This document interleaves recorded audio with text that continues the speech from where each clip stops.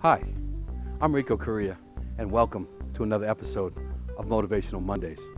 We spend a lot of time talking about our personal struggles and personal successes. We spent a little time in the last couple of episodes talking about work-related elements. Today, our topic is balancing work and family. So many of us struggle with that balance, that delicate balance between spending time at work and spending time with family, the importance of each one, because they both are important, and then trying to separate work life from our family life as we go through our day-to-day process. We struggle with it. I love what I do, and it's important for you to be dedicated to your job, to be committed to your job, to be disciplined. It's much more important for you to love and be passionate about the job that you do. But what's most important is to ask and answer the question, what is the priority? We have to prioritize. And in doing that, we have to understand what element in our life is the most important. Most of us would easily pick family over jobs. If I were to ask you what's more important, most of us would answer, of course, our family. And yet, many times, we don't show that. We honestly don't. We spend more time at work. Actually, you spend, right now, more time at work with your coworkers than you do with your spouse, your significant other, or your children. That's just out of necessity. But at times, we can use our job as an escape to stresses at home, an escape to social issues. Other times, we use it as an excuse. We have to go to work. We have to stay longer at work. What I'm asking you is to really stop and think about what's most important in your life.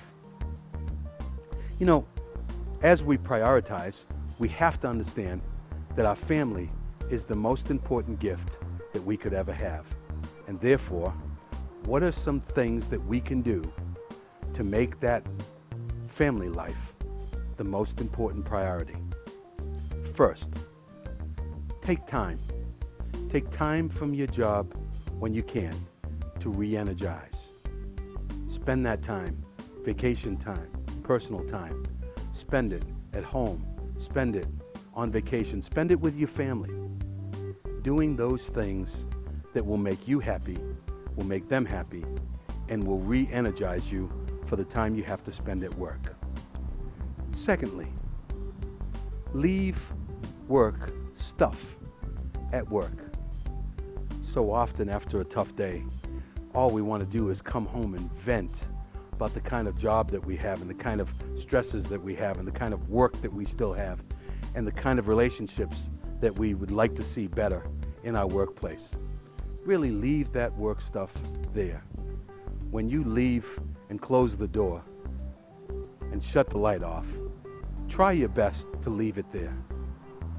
Third, when you get home, spend some time asking your significant other how their day was, instead of just telling them and kind of venting to them about how your day was. And then, most importantly, after you ask the question, listen to the answer.